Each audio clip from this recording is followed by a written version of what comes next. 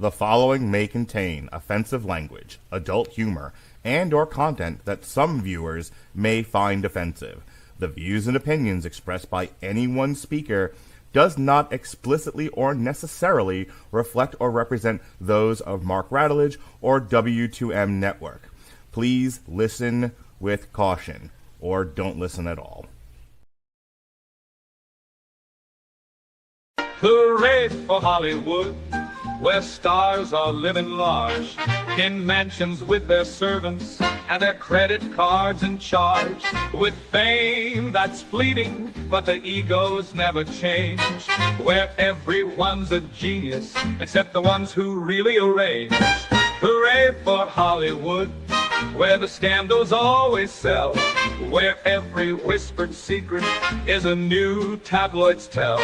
Oh, how we adore the endless red carpet galore. Hooray for Hollywood, where less is always more. Ladies and gentlemen, boys and girls, children of all ages, you are listening to a Radulich Broadcasting premiere podcast, Damn You Hollywood. And here's your host. Turn him on. He's the electric head. Ladies and gentlemen, Robert Winfrey. Yay! I was not I came up with like 5 options. That wasn't one of them, but you know what? It should have been. Do you listen to White Zombie at all? Not in a long time. Okay, so you didn't know that that's where I was pulling that from. No, I recognize it. Oh, do you? Okay. No, I have thought you'd go with Machine Head. Okay. Or because you're weird, the Electric Slide. You know what? That was a consideration. Ladies and gentlemen, Robert Winfrey, boogie woogie woogie. You know, yeah. The other thing I'm going to save it more for Thursday because then it would be appropriate. But I've now watched the Rocky Horror Picture Show twice in one weekend, so I was going to start. And ladies and gentlemen, he'll just jump to the left and step to the right. Put your hand on your hips. Robert Winfrey. Yeah. Yeah. You could have done that. Welcome to the Late Late Show, everybody. Yeah, we're going a little bit later than usual tonight, everybody. That's in accommodation of some of my schedule, and I'm deeply appreciative of Mark for being understanding about that and willing to move that around on the once in a blue moon when I make that request. It really was no trouble, and considering how my night went, I don't know if I could have gone any earlier than we are going right now.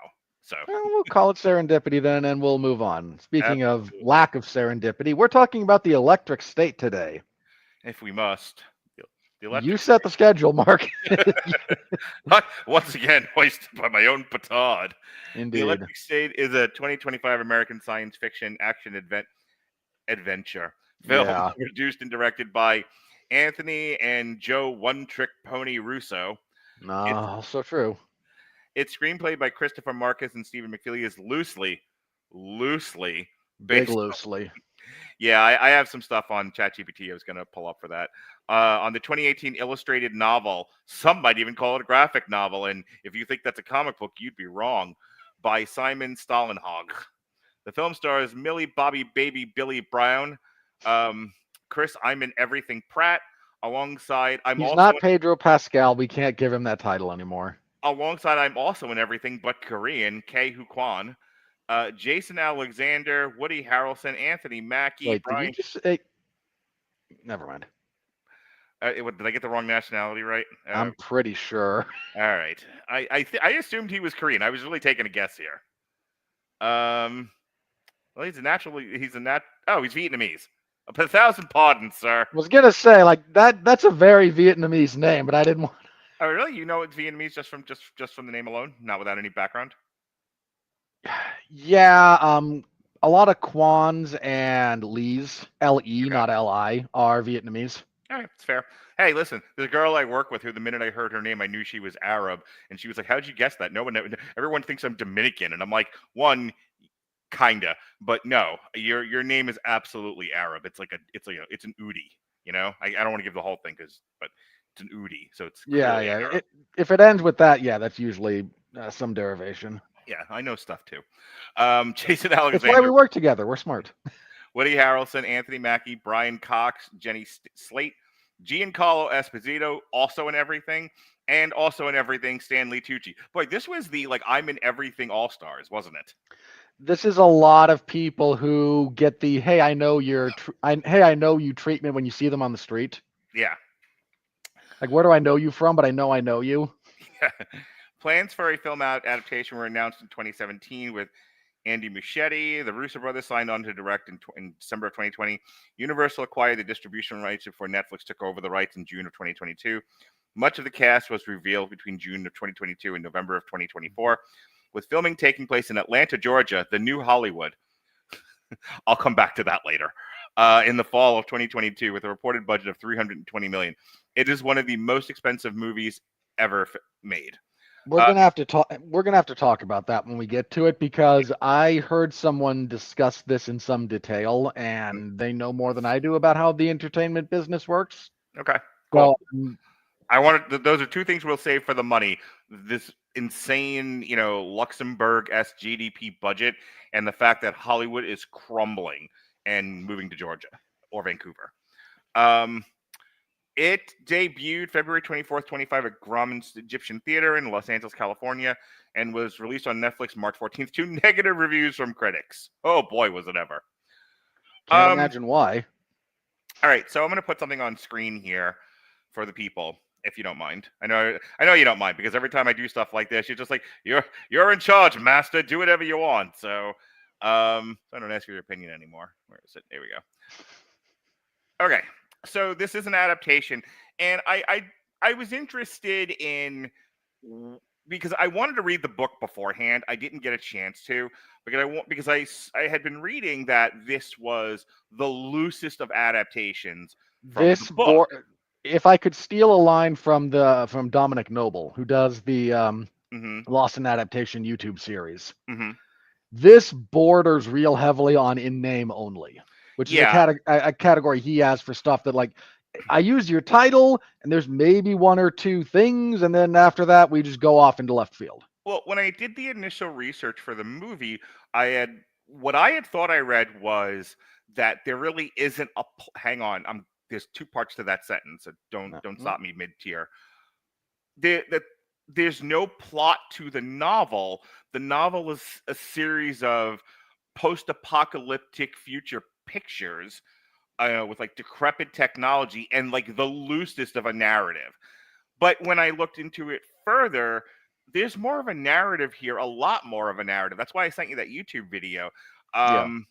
There's more of a narrative here than not, and a lot of questions about why didn't they just follow the narrative more closely than do what they did here.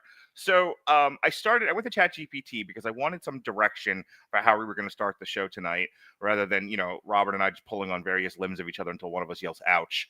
It says, can you see the images from the book, The Electric State? I'm reviewing the movie tonight, and I want to see what specifically Russo's drew inspiration from.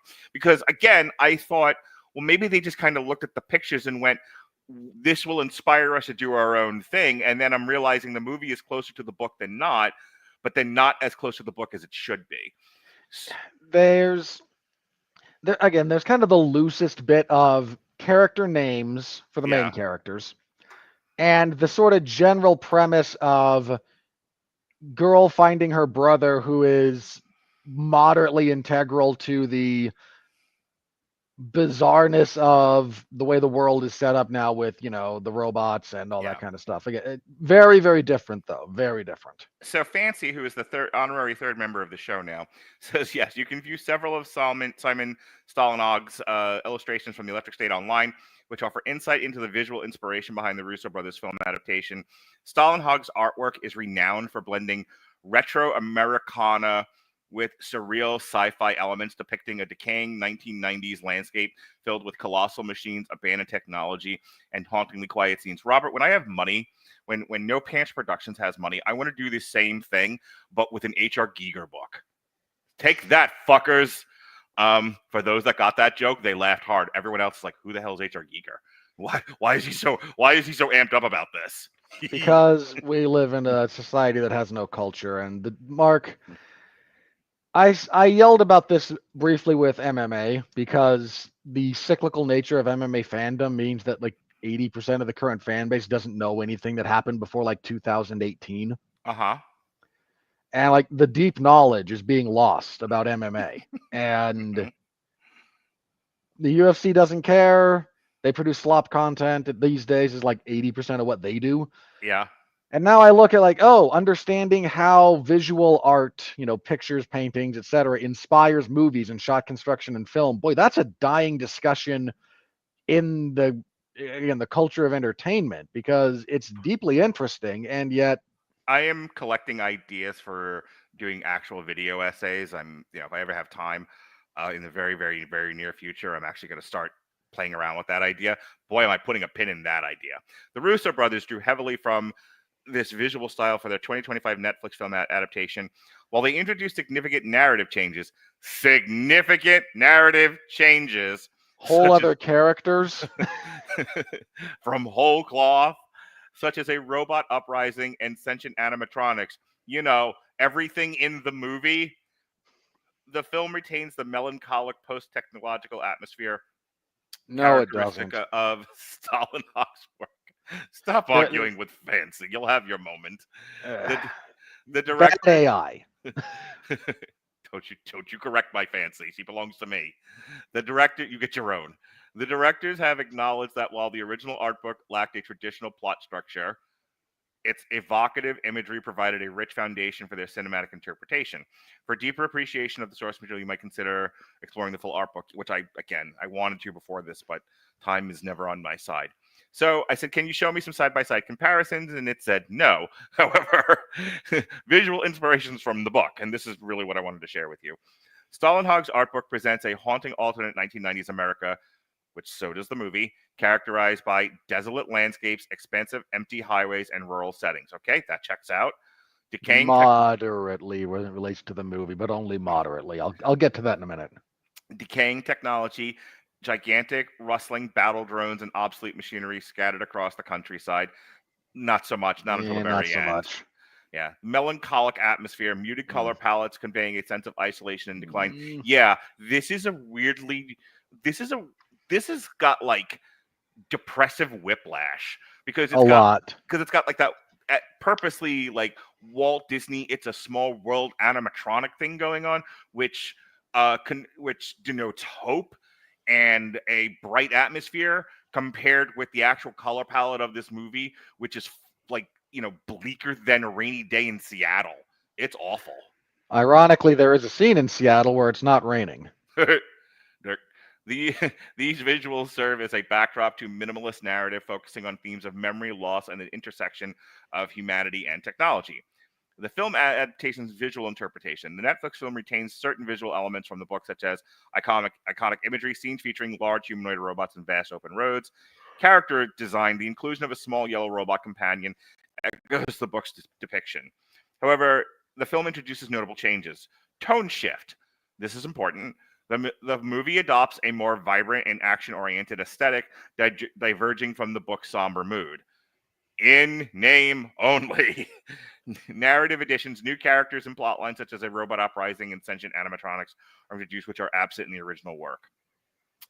Last thing I'll read here, and then we'll give the final word on how they managed to adapt this from the book, or not adapt it as such.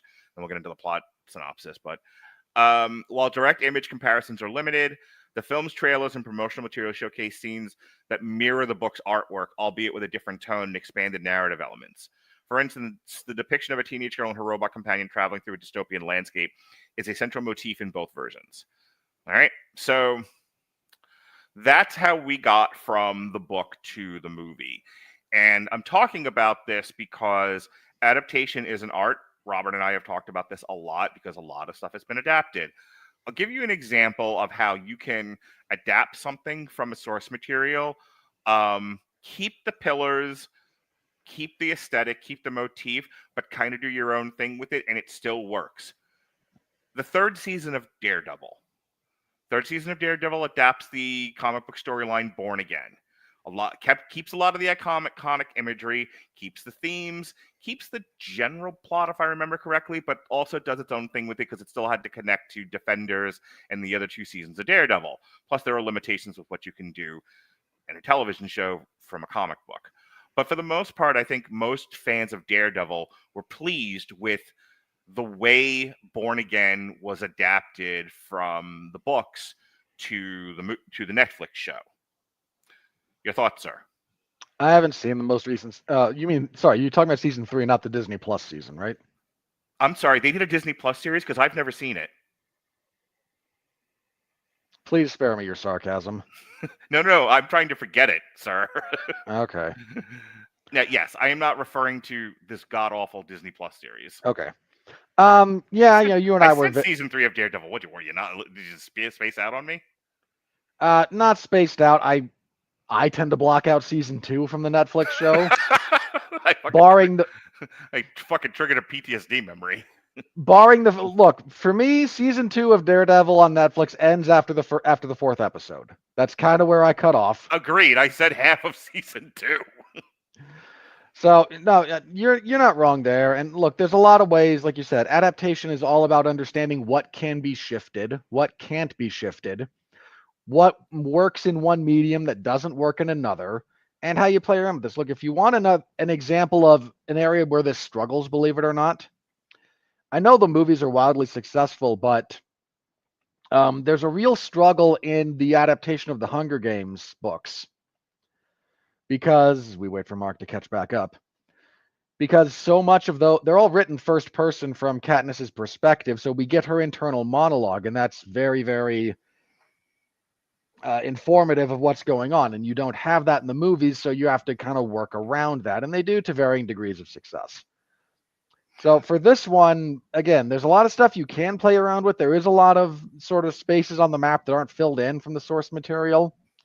But anytime you change something, you have to understand the knock-on effect, the dominoes, and how they start tipping over. And I just think there was a lot in this one that really struggled with understanding the cumulative effects of small changes that just add up. We talked a lot about this with Mickey 17. I went through a whole thing about what the novel does and what its intent was. We also talked about this with Conclave. I'm realizing, going all the way back to the late 70s, just how many novels get adapted into movies. Oh, a lot. Yeah, they option a lot of novels. Well, here's an example of one that you might be very surprised at if you haven't read the book in question, and most people haven't. Jurassic Park. I am aware it was a novel. I'm aware there are several novels. Because I have read the novel. The book and the movie are 2 wildly different experiences in a lot of ways. I was going to say, I think, my dad has often said that after about the 2nd or 3rd book, the movies become a best of the Harry Potter series.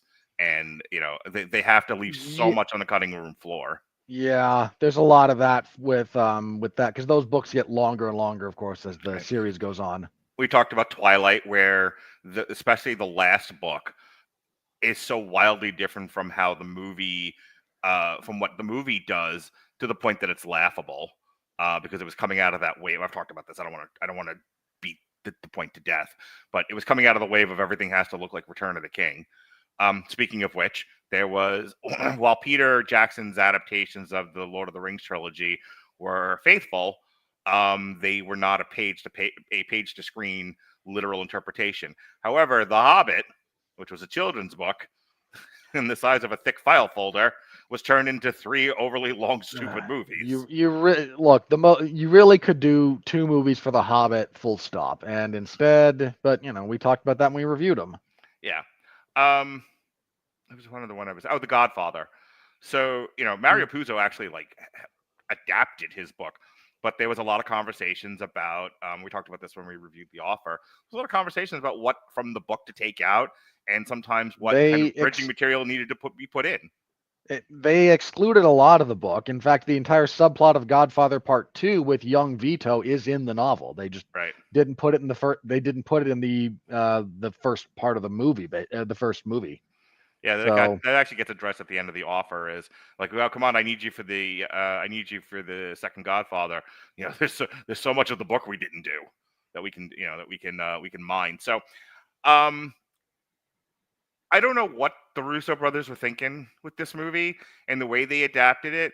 I feel like, and I'm not going to dig into it any further, but this does feel like they were trying to create a crowd-pleasing movie inspired by the original novel, but they weren't necessarily interested in adapting the novel, which are two different things.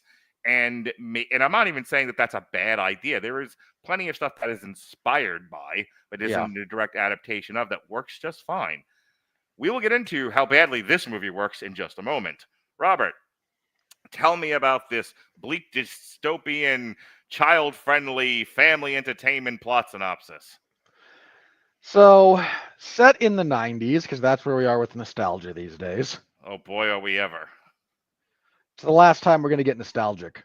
Like, another 10 years, we're in a post-nostalgia world, because the 2000s are like nostalgic for the 70s in some weird ways. Like the 2000s, like you and I lived through this. Mm-hmm. It's this weird combination of like 70s and like expressive futurism. We were living in the Almost Famous verse. Yeah. And then by the time we get to the teens, it's like, oh, 80s. Yep. And the Stranger Things verse. Yeah, and now we're getting towards the 20s to 30s. Oh, 80s. 90s. 90s. We can't do that again. Like, that cycle dies. Anyway, set in the 90s, the story follows Millie Bobby Brown's character. Her brother winds up, she thinks, dead along with her parents after they hit a deer on the road.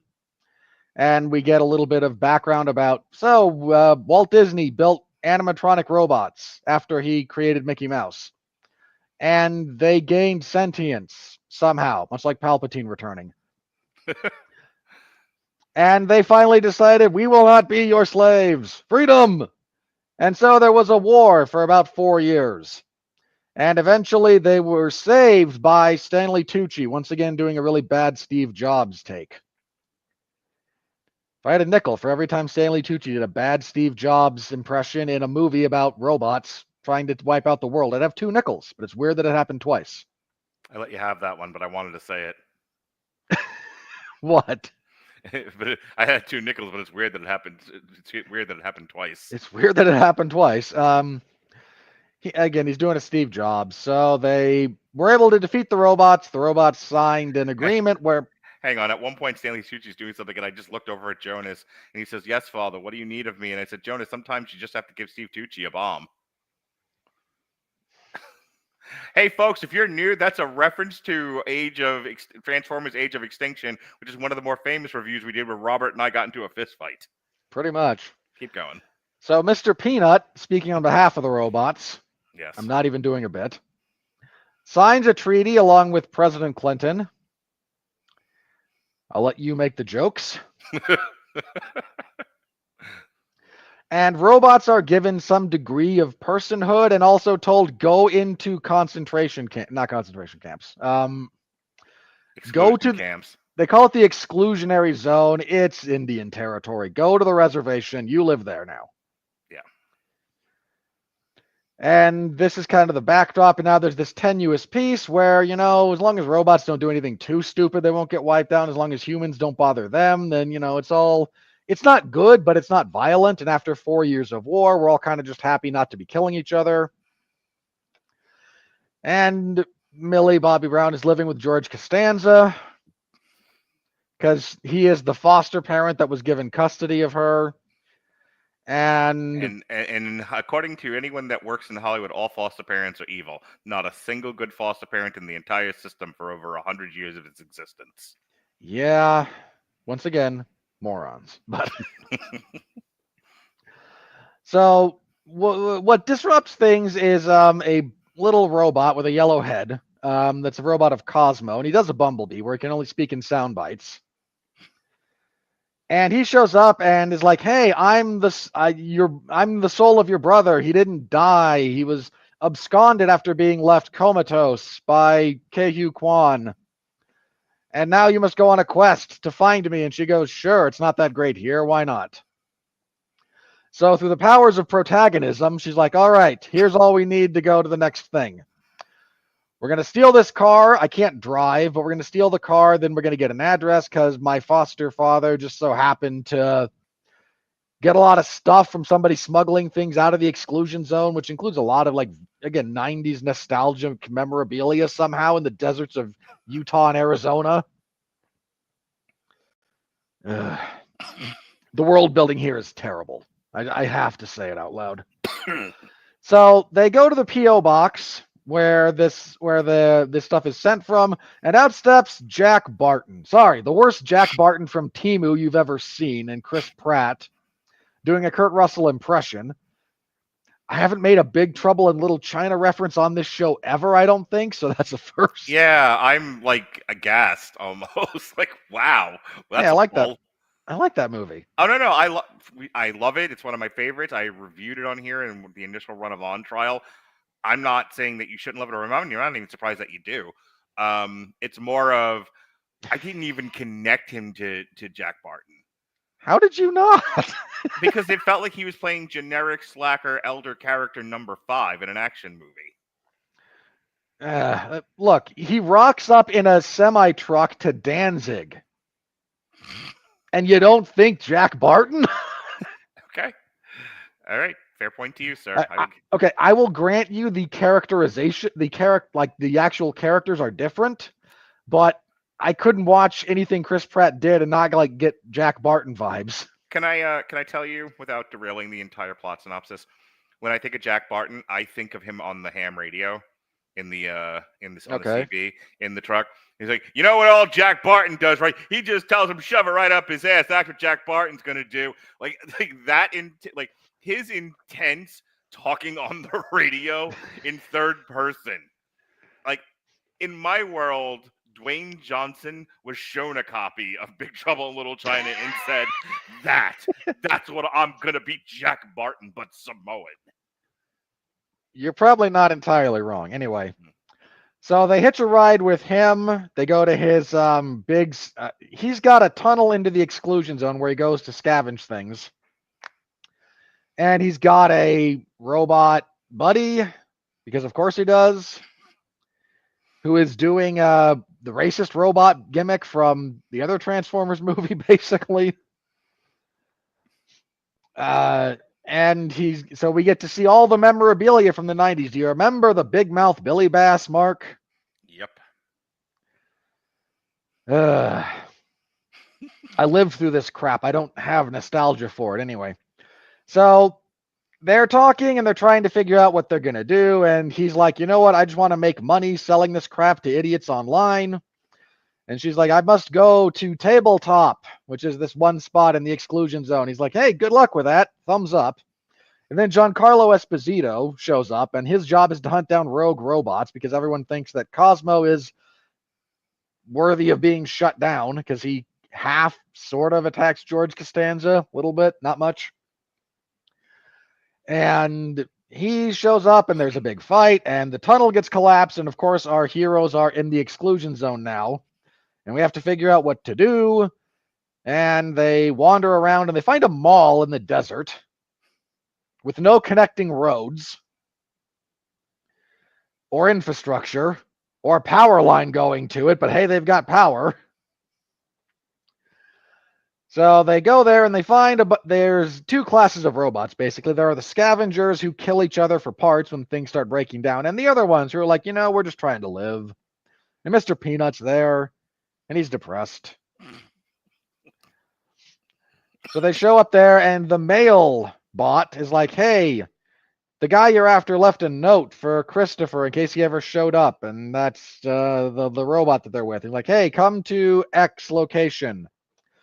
And she's like, I'm the mail robot, so I will deliver this and go with you because we're assembling a team. And then because we need heavy backup when dealing with this, they send the pitching robot, who's also got a bat. And Mr. Peanut comes along. So they wander off and they go to the carnival where they find Ke Huy Quan. And he says, Don't you understand? Your brother's the key to everything. We couldn't have made any of this work. Everything that they're doing, it has to go through his brain because his brain is special. Because everyone now thinks that 90s computer technology was slower than a really special human brain. Joe, Anthony, we've seen a lot of these kinds of movies before. What's different about yours? Well, the key to everything's a boy. Normally, it's a girl. This is brilliant. Give them $500 million. That seems excessive. $350 million. I have crack to do. My expectations have been so subverted. Anyway. So his brain is somehow the key to all of this, but Ke Huy Quan left a little bit of a node for him to escape through, so his consciousness to escape, and he hopped over into this robot and went to find his sister, and now he's got to find his body, and Stanley Tucci's like, but my company and the service we provide is falling apart without this one boy. Because in all the time we've had him, we've never actually upgraded our processing power. This is my surprised face. Right. We also haven't learned cloning yet, so we haven't made copies of his brain in case this one runs away or dies. So about then, Giancarlo Esposito shows up with an army of the drones that everyone pilots, because the big thing here is you put on the little VR headset, and half your brain goes to do whatever's being done with the robot, and the other half gets to go do whatever it wants, and this is the powerful technology that drugs humanity and let them win the war. So they show up, and there's a robot massacre, and Cosmo is taken away, and Ke Huy Quan is killed by Stanley Tucci. And Giancarlo Esposito's like, I do have something of a moral code because I'm supposed to be a cowboy archetype, and I'm not sure I'm down with this as much anymore. And Mr. Peanut gets his hat torn off, and it's real sad. And then Millie Bobby Brown has to give the big rousing speech to rally the troops because we have a chance to do this still because there's a machine. There's one of the robots that has Ke Huy Quan's mind backed up into it because we couldn't do a lot with computers in the 90s, but we could do that apparently in this version of time. My friends, I see the looks on your face that would take the very heart of me, is what Millie Brown says. She says, certainly we cannot aid Frodo, but we can distract Sauron. We can distract Frodo from Sauron's gaze, and we will charge the gates of Mordor. She stands before them and says, we few, we happy few. And gives the St. Crispin's Day speech from Henry IV. She says she smears blue paint that she made from the nearest growing blueberries, and she smears it on her face. Blueberries are purple. And she puts her cape on. Kilt. Thank you. Kilt on. She says, they may take our lives, but they'll never take our freedom. And the robots lift up their kilts to show their robot penises, and they all charge the king. Now that we've gone through about every one of those that's worth going through. There's certainly so many. At one point, and I thought this was odd, Millie picked up a hammer and shield and yelled, Avengers Assemble. I don't know why. That was a little bit on the nose. Mm-hmm. So they all make a big push for the headquarters of this conglomerate that's in Seattle, because of course it is. And we get a big action set piece that's kind of pathetic. I just mean on the technical side of things. Like, this is a poorly done battle sequence. Yeah. But Millie gets into the facility and she breaks in to find her brother. And she puts on a VR headset and she goes to talk with him, and he says, I'm sorry. Hang on. So they cut to a beach, and her brother is standing on the beach, and he's saying, just let me die. I'm a man with a penis. Just let me die. And Millie Bobby Brown punches him in the face. It says, you're coming back with me. Keep going. And there's the Roman siege going on in the background. Yes, we all understand the reference. I don't know if anyone understands our references, but this is making me laugh. Well, if you can't please everyone, you got to please yourself, right? That is the motto I live by almost every night. That explains too much. So she talks with him, and he's like, don't you see, I've been kept alive in this stasis for so long. My body is atrophied. I could never recover from this coma. And she goes, but I don't want you to die. And he goes, yeah, but I kind of want to die. You know, Just let me die. I don't know that there's anything worth going back to. He says to his sister. And really, if you unplug me, then I might go away. But their power will be broken. And it's not like hospitals are being run by people with these sentry drones as we speak. It's not like air traffic controllers and pilots and horribly giant parts of the infrastructure rely on this specific technology. And we're just gonna. There really was a missing moment of planes falling down out of the sky. Or something, hospitals, like people dying in like so much. I'll yell about this later. Yeah. And she eventually goes, okay, I'll do what you want. And he says, because you're the one who's going to change the world. You've done nothing but be the protagonist, but you're the one who's going to change the world because you have the 2X chromosomes. So she turns off his life support. And all the drones shut down right before one of them would have shot Chris Pratt. And he has a weird moment with his little robot buddy. The less about which said, the better. Yes, ever since Solo, Hollywood has this weird obsession with banging robots.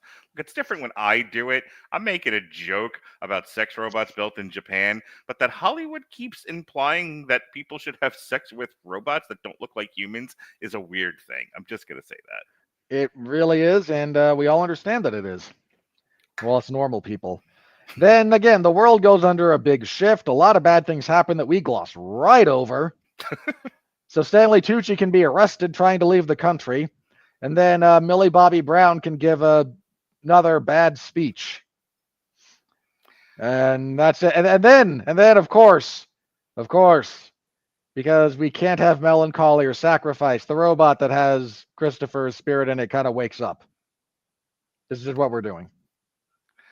And that's it. That's the electric state.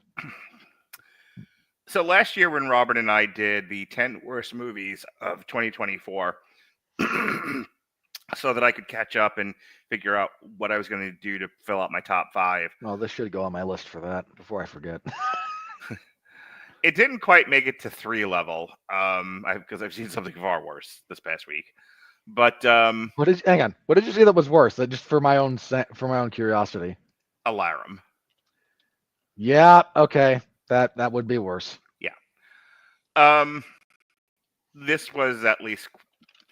Here's the thing. From a purely technical point of view, this is 2/3, maybe 50% competent. Yeah. I only really get a problem after the robot attack after the attack on the exclusion zone. Everything before that, I kind of joke about it when I do plot synopses because it amuses me to do so. I don't have too many problems with what happens before that. I got a few minor ones, but nothing major. Right. So, I mean, the Anthony and Joe Russo, if nothing else, can manage a very technical set, which is why this didn't get a 3 on my 3-point scale. Why it's not going on my my worst 5 of the year. However, well, yet might wind up there when it's all said and done. We'll see what happens at the end of the year.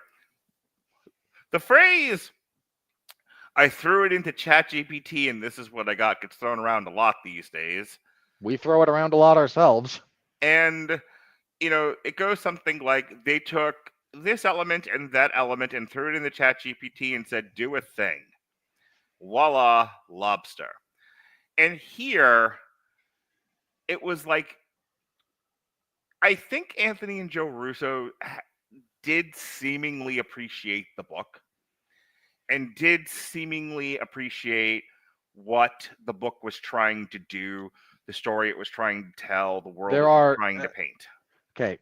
I know that this is secondhand slightly, but the reason I know some of the behind the scenes stuff that I know about this is I may as well talk about this now so you all understand my source when I reference this stuff later. Because if I'm going in the wrong direction, stop me now.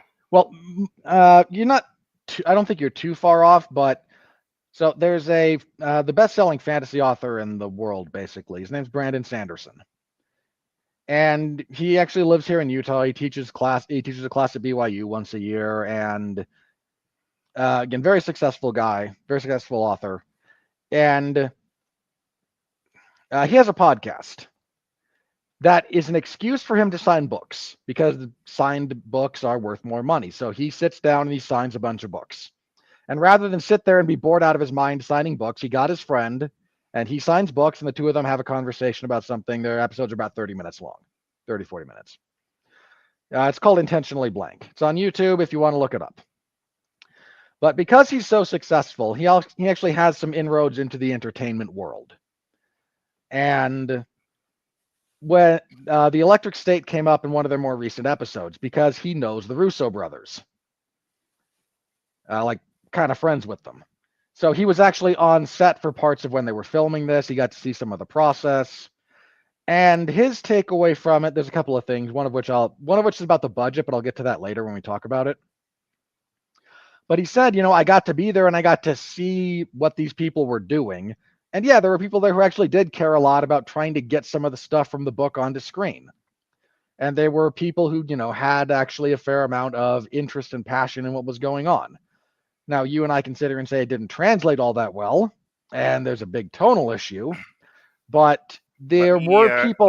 Let me cut into it so I can address that specifically, so I can get this line out and I won't forget it later.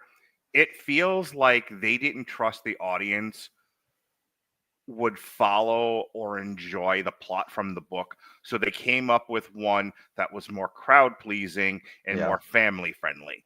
That's where I was initially going. Go ahead. No, I think you're probably right. Like, because you can see some of the stuff visually that they really wanted to put in. Right. You can see some of the stuff that they tried to reference that is important to the book, but because of some of the other changes they've made and the other directions they're going creatively, it doesn't quite mesh well together. But this was not a case of people being saddled with an IP. There was some genuine interest and inspiration taken from what was going on there. Absolutely. The Russos are not incompetent. I don't think they have their finger on the pulse of what the people want. I think they got lucky with the Marvel stuff, and the Marvel stuff they got was kind of at the height of Marvel being successful. So a lot of stuff came together to paint a picture of the Russos as being better at what they do than they are. But I don't think they're incompetent. I don't think they're bad filmmakers. I also genuinely don't think they understand the market. They don't know what people want. I think they know what comic book fans seem to want, because that's easy. Comic book fans scream it from the mountaintops and tattoo it across their chest. However, normal people, they seem to struggle with. And again, this movie comes across like they wanted to do a love letter to the book, but they don't trust the audience to appreciate the book. So they did something they think the audience wants with a blanket of the book projected on it. That being said, this is an ugly movie. I was reminded of Tomorrowland, where you want me to believe that. So in Tomorrowland, they tell you about this place, where ideas and intellect and the future is bright and shiny, and then you get to Tomorrowland and it's a fallen apart hellscape. And at no point are you the viewer ever shown a place that's worth going to.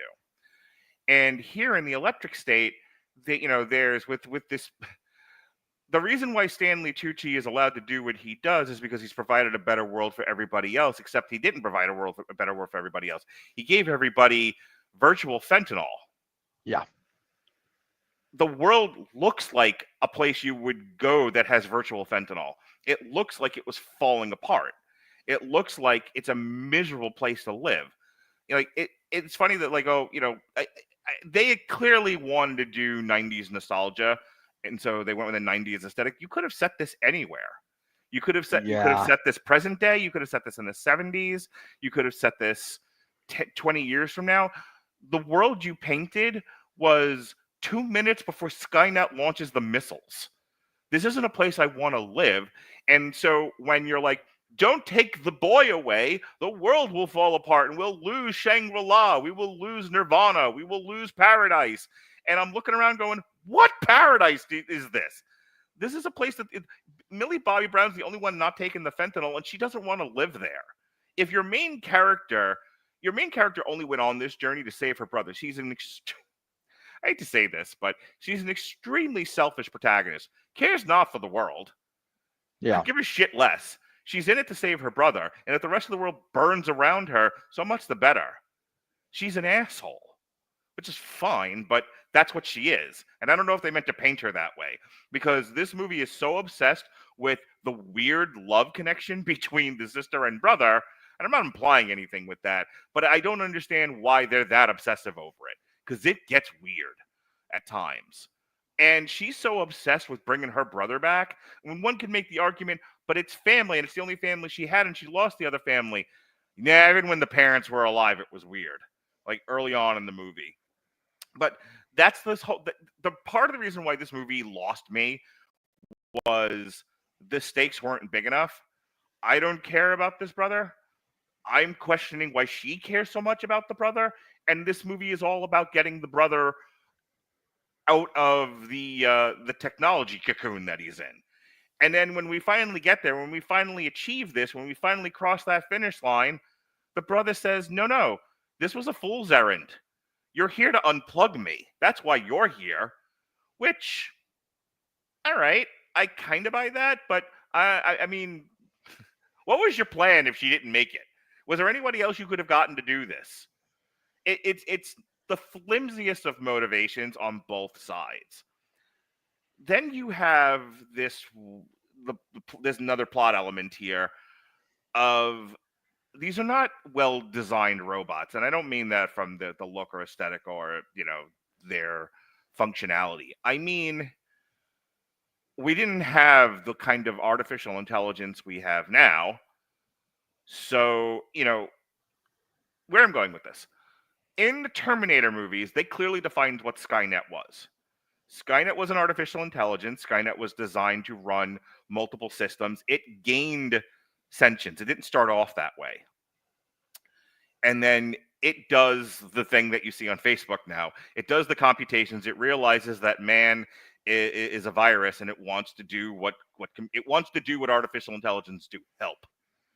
And so the world will be helped by the elimination of humanity, and therefore it launches the missiles. Great. We understand what Skynet is. We understand how Skynet got to be Skynet, and we understand why Skynet does what it does. I don't get that with these robots. I don't get why. I don't get how they were designed. What they were designed to help, but then how did they gain sentience? And then in that sentience, how did they jump from I'm helpful to I'm a slave to now I'm a revolutionary? It just makes a lot of assumptions. There's a lot of projection on the writers and directors' part of their values being onto the robots. And this is kind of one of those, because they're not human, they're cute robots, and that's what they're relying on for you in terms of relatability. These cute robots, these these equivalent to Baby Yodas, we hope you'll glom onto and project yourself onto, and because they share your values, presumably, you'll cheer for them. And I'm like, you're making a lot of assumptions, and there's a lot of lazy writing here. Chris Pratt is only here because you need a hunky man to help the damsel complete the fantasy mission. You needed a knight to help the maiden complete the quest. That's it. That is the whole fucking role here. But because we're doing dystopian movie number 5, he has to be as you called him, Jack Barton slacker guy. The critical sort of like the worst combination of Jack Barton and Han Solo. Yeah. He's like, we need so for this D&D quest, we have our lead quester, we have our damsel, and now here's our rogue. D&D was the worst thing to happen to creativity. That's a bold claim. So anyway, I can't wait for my son to hear this tomorrow. Father, but why? This isn't. I said it before. This is an ugly movie. There's never a ray of hope. There's never a glimmer of what could be to keep me invested on the journey. It's just bleakness on top of bleakness. This is a mayonnaise sandwich. Just mayonnaise and white bread and more mayonnaise. And I'm like, ugh, this is gross. The problem is it's not only a little bit bleak, and it's bleak in presentation, but it's upbeat in terms of dialogue and character reaction, and I'd rather it actually leaned into pick a lane here, guys. Like, this is one of Yeah. those things you can't do halfway. Yeah, Chris Pratt and Millie Bobby Brown think they're in a fun, lighthearted family action movie, but the movie itself is in dystopian science fiction. Yeah. Nobody knows what fucking movie they're in. Stanley Tucci plays Stanley Tucci character number 5. Giancarlo Esposito. This is number 4. Okay. Giancarlo Esposito has been playing the same character now for the last 10 years. It was like he was cursed with Gus Fring, and they won't let him forget it. Occasionally, he shows up in something else, and actually gets to act. But he's everyone likes to tag Ryan Reynolds with this. Oh, Ryan Reynolds can't act; he just does Deadpool. And I go, no, that's all they ask of him is Deadpool. He can give you something else if you ask him. He's a good actor. Giancarlo Esposito, Black Ryan Reynolds. This is all we want is the same character from The Mandalorian. Thanks. Give us Gus Fring in a different costume. It's a real shame that nobody asks more of him because he is more than capable of giving it.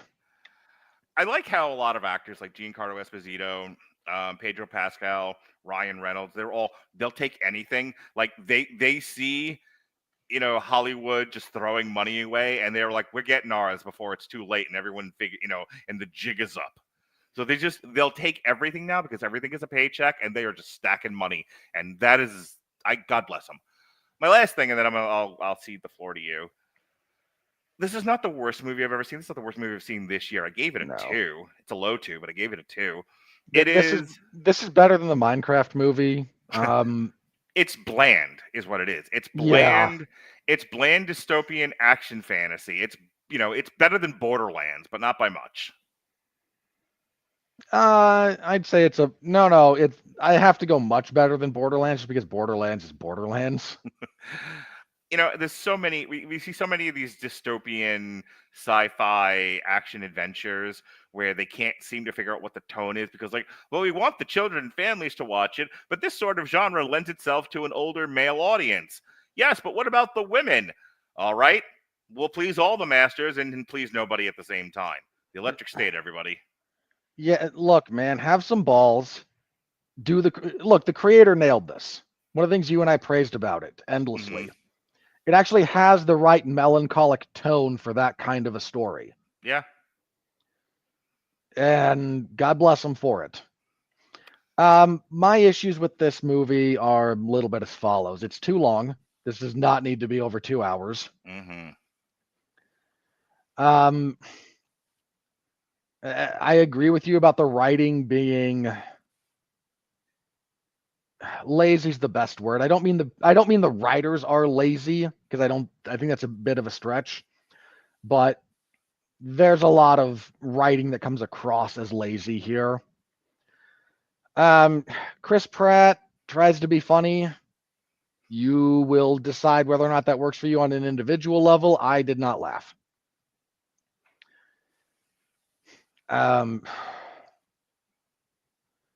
There's some really badly set battle pieces. The last one in particular, your big killer drones are being undone by somebody literally throwing mail at them and a girl with a paintball gun. I'm sorry. What are we doing here? This is nonsense. And not enjoyable nonsense either. It's just nonsense.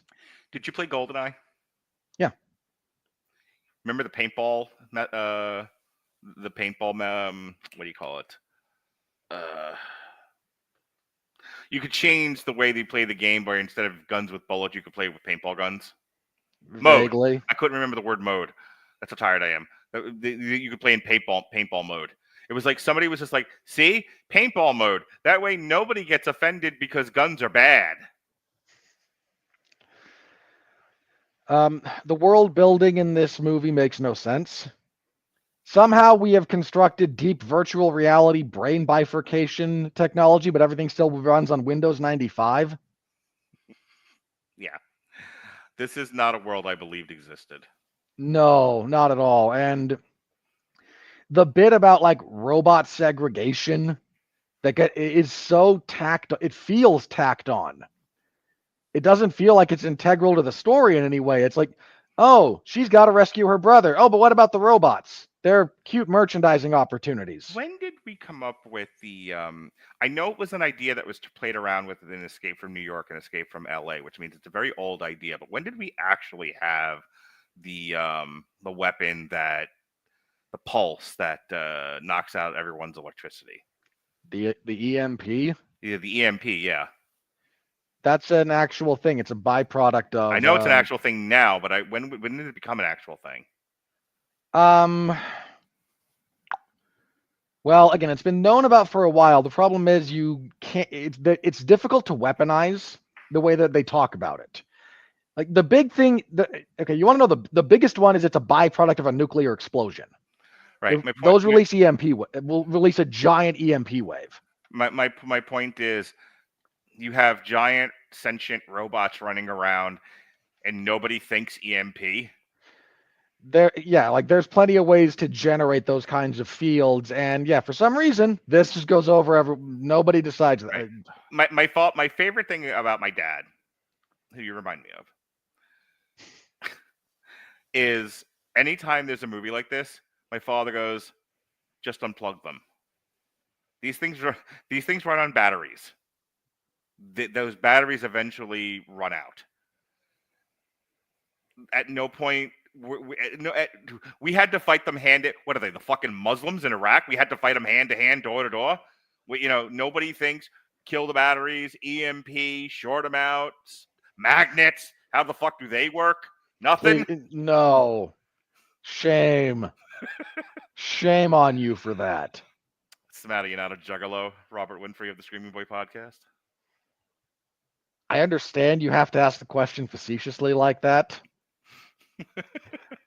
So I'm gonna let you walk on that one, but please continue to go chicken hunting.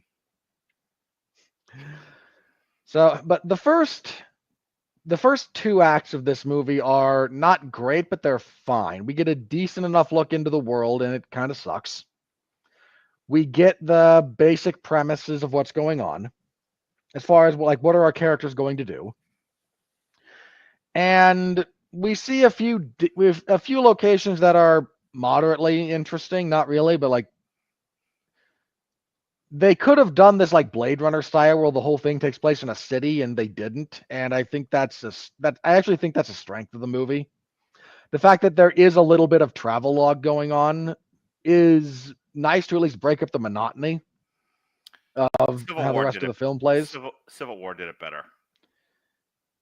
Okay, sure. But Civil War is also Civil War is a road trip movie just disguised as something with combat in it. Yeah.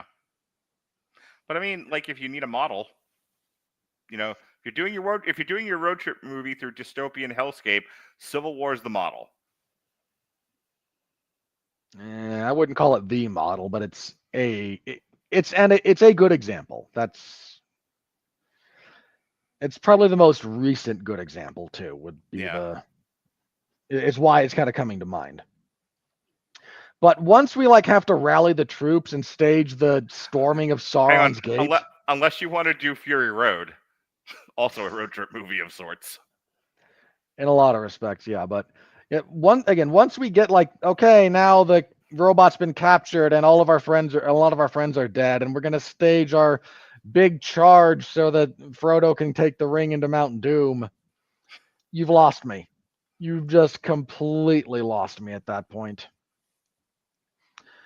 This movie is, again, it's bland. It's uninteresting. It's, in its defense, allow me to say the following. It is better than its reputation. If you were to ask me, is this movie worthy of being a 13% or so on Rotten Tomatoes, I would actually say no. I don't think it's that bad. But the marketing hurt this a lot. The inability to settle on a tone hurts this a lot. And again, the weird 90s quasi nostalgia, I'm not on board for, because again, I lived through it, and I'm pretty sure everyone who worked on this did. Well, most of them. This is just, it's a miss of a movie. And it's unfortunate because this story could be really good. And the way it was handled just tried to serve too many masters. And I don't know where those decisions were made, who made them, but this is trying to do way too much. And that's becoming a theme, because as you're talking, I'm like, yeah, I would imagine in the development process there was a vision for this, and then there was a lot of arguing of no, the people are too stupid. No, no, we want families. No, we want this. What's Tucci doing right now? We have to know what Tucci's doing right now. yeah. And I said it about Brave New World. I said it about Snow White. I'm saying it about this, and I'm saying it again because I feel like this is where we are in film right now. Is we used to talk about there's no bravery in trying something new or doing something out of the box or avant-garde. Never mind all that. Now we won't even stick to a vision. Yeah. You know, every movie has the development process of the creation of Tucci or Homer's car. Homer's car more than Tucci. Well, I mean, Tucci was an amalgamation of different trends at the time. Well, okay, hang on. The reason I say more Homer's car is because the creation of Tucci is a thing that has happened before Tucci, has happened after Tucci, and it's a very that speaks to a trend in television and all that jazz. When you start trying to figure out what's up with the Homer Simpsons of the world, which is what Homer's car is about, that's when things really go sideways. There's a reason Itchy and Scratchy continued, and that car company fell apart. So what I'm trying to get at is there's this trend that's really overtaken Hollywood of we're so afraid of creating too niche of a product, and because we need 4-quadrant movies and we need wide appeal because we have to make up for budgets the size of the GDP of the Democratic Republic of the Congo. And when you and I grew up, and I'm almost a decade older than you, but you and I still grew up when competent people and talented and creative people still worked in Hollywood, and they just made movies.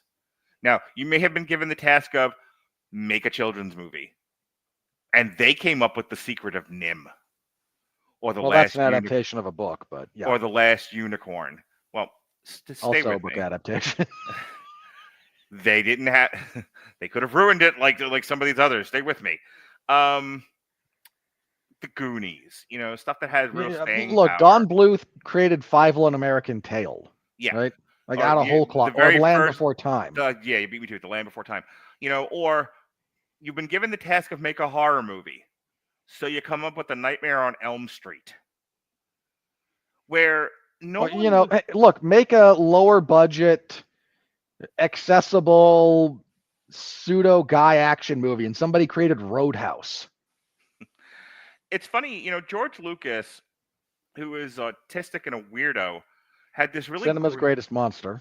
Yeah, grew up in a time of serial shows and hardcore science fiction and just a great many things, Knights and Robin Hood and just all kinds of stuff that he grew up with. And he took all of those ideas and he's let his autistic mind wander, and he was like, I have this giant space epic that I want to do, and I'm going to do it about the middle portion here, because if I do too much of this, people will be in the theater for 12 hours, and I don't want that. And that's it. That's all Star Wars was. It was a bunch of the things that he grew up with that he kind of put in a blender and said, "Now space," and that's it. That was all he did, and it became a cultural phenomenon. Nobody, if you tried to make Star Wars today, he would be told, "You got to change this. You got to put a bra on the woman, you psycho. The feminists will be mad at you. You have to, and as a matter of fact, can we make this more about Princess Leia than Luke Skywalker? And can we do this? And can we do that?" And it's like, by the end of it, it's no longer Star Wars anymore. Why aren't there so many black people? Yeah. Why is there only Lando? Why is Darth Vader black? Can we make him more interesting colors? It was like, how will this appeal to children? How will this appeal to women? Why are we making this only for men? Here's the thing. George Lucas wasn't making a movie for men or science fiction fans or women or children. He was just making a movie. And it landed where it landed. And the thing of it is that women liked it. Believe it or not, kids. Yeah. Women liked the movie. Kids liked it. Adult men liked it. People from foreign countries that don't really get American culture and think we're a whole bunch of perverted weirdos liked Star Wars. With the incest and the gay robots, because it confirmed their presuppositions. They're just like, God damn those Americans, but they make a fine movie. And The Electric State is emblematic of everything that's wrong with Hollywood in the sense of we have lost the ability to just make a movie with a clear vision and not worry about the audience. You are so, when you're on stage, they tell you be in your character, be in your moment, do your, commit to your blocking. Don't look into the audience. Don't worry about them. Just act like they're not there. And I don't mean act like they're not there. I mean act as if there is no audience. I wish we made films that way now because we used to. We used to make films. I mean, obviously these are products that were meant to make money, but we used to make movies without worrying about whether or not the audience was there. You just made your movie, and the audience came where they didn't, and that's that's Hollywood, baby. Weird. Poor Rachel Zegler. Look, you know what? If that abomination that she created has stopped them from doing Tangled with a black lead, yeah. I don't want to talk dude, about it. how? Anyway, how can you keep?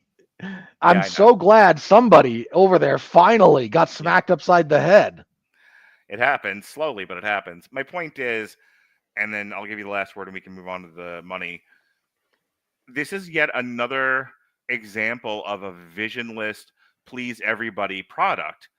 And that's why, if everyone, it's really easy to point at Robin and go, you guys just don't like anything. No, it's not. I want to like these. Do you think I enjoy sitting for 2 hours with my kids? And the answer to that is yes. But the whole sentence was, do you think I enjoy sitting there with my kids and watching a movie and have us all look at each other and give a hearty meh? I want my kids to enjoy movies the way I enjoy movies. I want them to fall in love with the cinema. When Jonas walked out of Warfare and said Warfare was the best movie I've ever seen, that was amazing. That made me happy. I don't want him to walk out of these movies and go, this was awful, get me out of here. Yeah. I showed Lily, because we're going to talk about it on Thursday, I showed Lily the Rocky Horror Picture Show. And my daughter, who I joke is like Nell, and just talks and grunts and meeps, actually had a conversation with me on the couch about how she loves the idea of normal people, crashing into the goth culture, and and how that affects them, and and she loves the mashing together of normal world with the weirdo gothic world, which is a lot of what Rocky Horror was. And she was in a good 10-15 minutes. She talked to me about the Rocky Horror Picture Show. She was enthusiastic. She loved it. The movie was made in the 70s. For God's sake. So it's not that we don't like anything, it's that there's a lot of movies not being made right now that lack a vision, lack cohesion, lack bravery, and are just put out there because the consensus seems to be if you make a product that has got a purposely wide enough appeal, they'll make $1 billion. And I'm like, no. Making that is antithetical to how you make money. You make a product that seems special, that people that there isn't enough of the product to go around, and you have to get in a line, and you may not get access to it.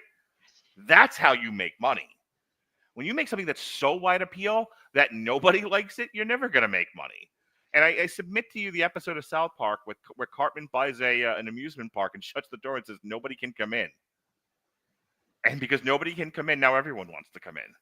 And he makes tons of money and ends up having to sell it back to the carnival owner. Because he doesn't want to actually run it. He's wanted to ride the rides. Right. Exclusion and scarcity. Scarcity drives interest more often than not. Right. So well, how does that apply to film? Because you're making a movie with a particular vision and a particular line of interest. You're not making something that's supposed to be appealing to everything and everybody all at the same time. You're a witness, and then we'll get out of here. Yeah, look, speaking of scarcity, I've seen this movie before. Yeah. And I'll see it again. Yeah. And eventually one of them will be done well, and we'll talk about it in those terms. But what's interesting or unique or drawing or engaging about this movie, about this story? And unfortunately, the answer is in execution, almost nothing. And it's unfortunate. Again, I'm sure there were people working on this, and okay, I need to say this because you and I, look, we're kind of harsh critics, me more so than you, and that's okay. But it needs to be said every now and then, nobody tries to make a bad, boring, uninteresting film. Nobody sets out to do that. So I'm trying not to like throw everyone under the bus who worked on this, because I know that nobody like thought this was what they were going to get at the end of when it was all said and done. But this is ultimately what you did make. So please reflect, consider, and hopefully do better next time. Senator, you've got to do better. We at least explain what better looks like, as opposed to... But then he'd have to be putting forth actual plans for an actual problem, and we can't have that, Mark. We want hollow platitudes delivered by people that are somewhat likable. This is how both politics and screenwriting works these days. It's going to be my new movie, The Great Lecturing State, where the good guy wins by lecturing people. That was called Mr. Smith Goes to Washington. And it was done decades ago. Here comes the money. Quite well. We're in the money. We're in the money.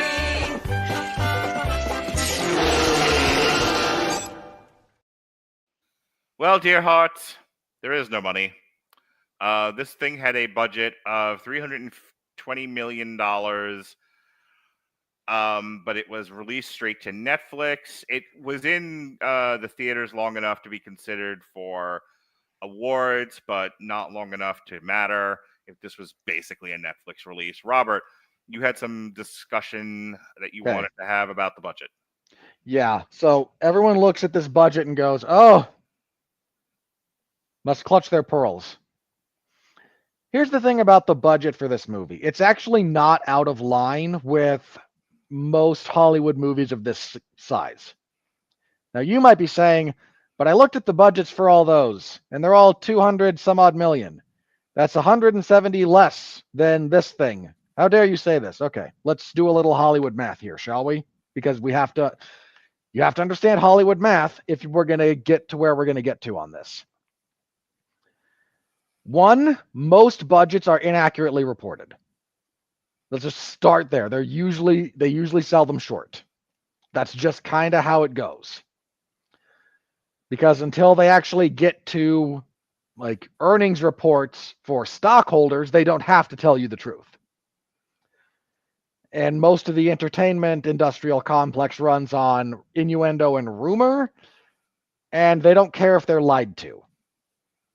And that's just how that is. So one, most of them are underreported.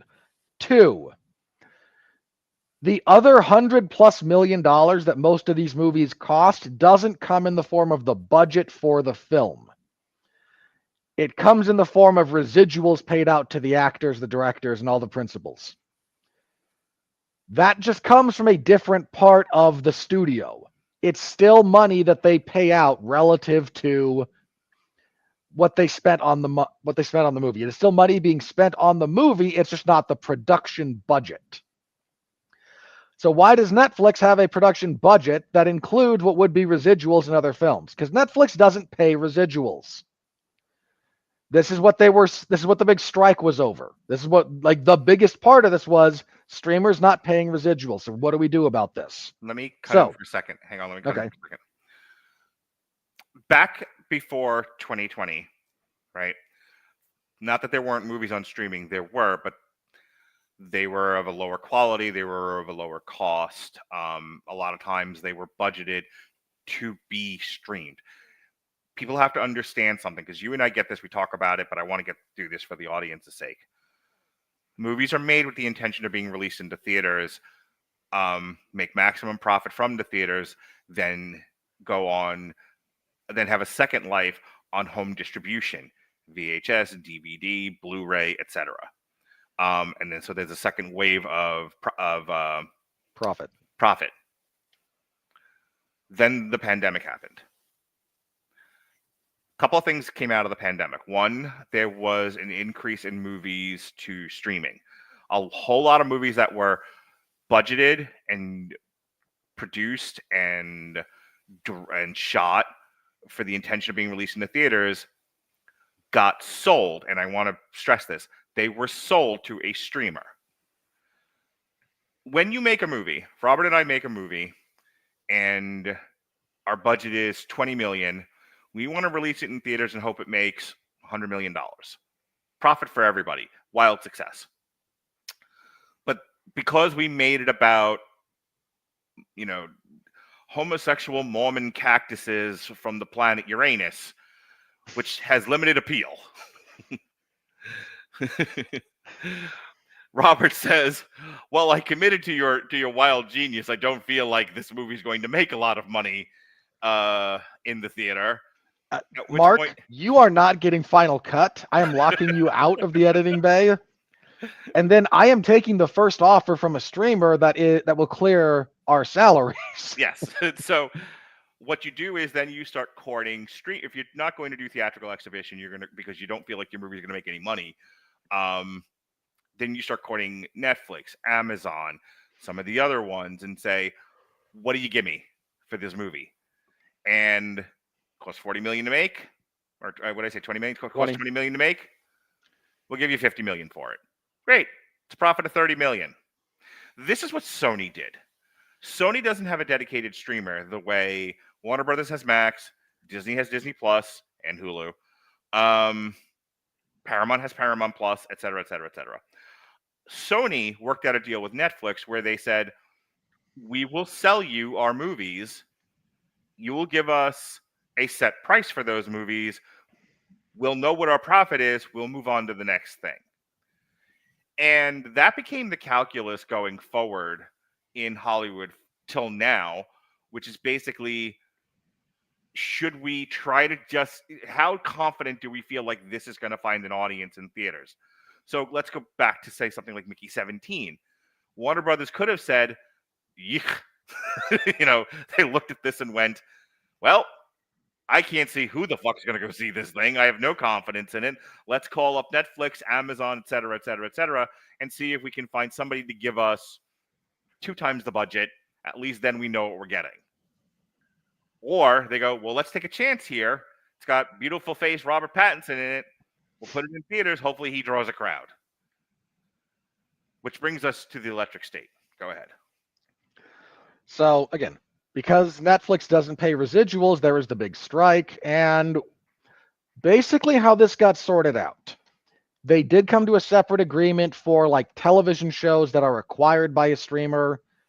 That's another thing. But anything they actually make, Netflix will not be paying a residual. Residuals to Chris Pratt or the Russos or Millie Bobby Brown or anybody, or Woody Harrelson or Giancarlo Esposito or anybody else.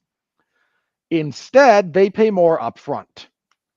Right. If you think that the only amount of money spent by Disney on Avengers Endgame was the $200 million that they list as the production budget, you're out of your mind.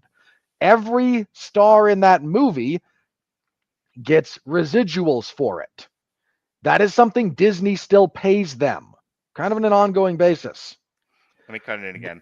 So you're wondering, okay, I see what you're saying, and I'm going to jump ahead here. So this thing was a $320 million budget. How does Netflix make money on this? Netflix doesn't make money on the movie. Netflix makes money on the amount of time you spend on the app itself. Netflix makes money on your subscription, and they try to keep you on the app, on the website, watching stuff as long as possible for as long an uninterrupted period of time as possible. Right. That's why a lot of stuff that was probably meant to be movies got turned into shows and feel like they go nowhere for 3 or 4 episodes because they want you. I just watched The Bondsman on Amazon Prime, which we're going to review Wednesday. This is a show that Alexis picked. And it's basically a movie that they stretch to 4 hours and then cut up into 30-minute episodes, totaling 8. That's it. This isn't a television show. It's a movie. It's a movie they just didn't edit. Okay? A lot of these shows, you're getting green lights for shows instead of movies because we've developed a binge culture, so people will stay on the apps longer. Something like the Electric State, they assume you're going to watch, and then, oh look, I finished the Electric State. If you like the Electric State and you like Millie Bobby Brown's pretty face, won't you like Stranger Things, which is 8 seasons long and 12 episodes apiece? Fantastic. For the Never record, leave your house. Be the Wally generation. you know, Wally was too optimistic about us. Well, This is the rewatch Wally. Believe it or not, that is an optimistic story at its core. So wrap this up so we can finish getting to the real money. So again, if you're looking at this and you have a heart attack, like $300 million, that's more than X, Y, and Z. No, it's not. This is not out of line for a movie of this size that would have gone to theaters. It just costs more up front because no residuals. But the actual, like, how much did Avengers Endgame cost Disney when you factor in what the checks they're cutting every other month to Robert Downey Jr. and Chris Hemsworth, et cetera, et cetera, et cetera, for people streaming it or for rentals or purchases or all that stuff? It's a lot closer than you think. So this is not a bloated, out of control budget any more so than most of what Hollywood spends on a movie like this of this size. That you can say is bloated and out of control as a general industry standard. This is not an anomalous number. This is not an anomalous film to have been made under these conditions. That's the point. Yeah. And I don't have the numbers in front of me, but if you want to know how successful a streaming movie is versus not, they do there's, I think, like Rhombus or something like that. There are companies that measure the amount of time something is streamed. And when you see numbers like the Electric State was the most streamed movie in the weekend of its release, well, it's really all Netflix wanted. And Netflix has money to burn, as does Amazon. So, like Red One, they were like, oh my God, they must have taken a bath on Red One. No, Amazon didn't give a shit about Red One. When you understand how big Amazon is, that movie is a rounding error. So, so they threw it in the theaters. They figured we'll get what we get from it, but if we don't get a lot, who cares? It'll be on our service. People will watch it there, and while they're there, they'll buy a toaster. It's about how that goes. All right. Speaking of toasters, so when we were doing the calendar, I was just like, watch Sinners not be good, or watch Sinners not do well. I'm okay with us not doing Sinners and instead doing WrestleMania. Poor choices all around. Apparently, it's amazing. So I added it to the schedule. I added it later in the year when it's streaming, and we'll do it as part of a triple feature, like like what we did with the Substance and whatnot. Look, there's always stuff we miss in theaters for one reason or another. That's why we do stuff later in the year that kind of catches up to speed on some of this. I've heard pretty good things about Sinners. Amazing seems to be a bit of a stretch, but well, I saw the. You know what Sinners has done? Minor thing. Yeah. It's exposed the racism of black people. The number of people. So Haley Steinfeld's in it. Yeah. The number of people who go, why is this white girl there? And she's like, no, I'm actually mixed. And the number of people who go, you're only black if you have 2 black parents. Oof. These are people who believe the lie that only white people are racists. These are idiots. Yes. Again, if you substitute anything else in there. Right. No, I'm with you all the way. I just don't feel like talking about it. Anyway. I don't like talking about it either, but that's one of the things that came out of that. I know. That's why I wasn't going to stop you. I don't need to continue this conversation. Sinners was the number 1 movie of the weekend. Now twice in a row. Good for it. So here's another really funny statistic. Star Wars Episode 3, Revenge of the Sith, the 20th anniversary. Number 2. number 2. A 20-year-old movie re-release. Yeah. Brought in $25 million. Apparently, it is the highest earning re-release of this era. Ever. Pretty much ever, yeah. Yeah. That's pretty amazing. I know the prequel trilogy gets maligned, but we're in the stage now of nostalgia where people look back on it and go, well, that's not as bad as all that. I will tell you, I was the original Green Day fan. Not only that, but I also was one of the people who thought Episode 3 was better than Episode 6. So fuck you people. How about that? I stand alone, and I am an original. Okay, wait. You rank Revenge of the Sith above A New Hope. Or sorry, above No. Return of the Jedi. My mistake. Yeah, my I was mistake. like, now you got me fucked up. Yeah, no, I miscounted. Yes. I'm on record as that. There's a whole podcast I dedicated to this. Okay. The Accountant 2 came in at number 3. A Minecraft dropped from 2 to 4. Until Dawn, which had it not been for like WrestleMania and the Electric State and some other stuff that I wanted to talk about, we might have done Until Dawn just because Yeah. it's a video game adaptation and a horror movie and a pretty gross one from what I could tell. That debuted at number 5. I will wait for it to stream and happily watch it there. Fantastic. The King of Kings, which is your Jesus cartoon, that dropped from 3 to 6. The Amateur, which I promised I would take my son to see, and we have not done so for a variety of reasons, dropped from 4 to 7. Warfare, 5 to 8. I just uploaded my TikTok on that, which you can check out on my TikTok feed. Pink Floyd, Live in a Volcano. Can I ask? I don't know who does the descriptions for the stuff we cut up for YouTube from these episodes. They keep spelling my name wrong. That would be fancy. Tell her my last name is not spelled like Oprah's. Okay.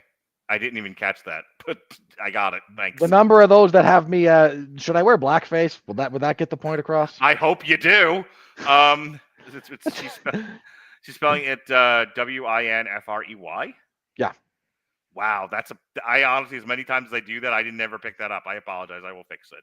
Anyway, Pink Floyd, Live in a Volcano, debuted at number 9. If only we'd thrown Pink Floyd into the volcano. I wish that you liked culture.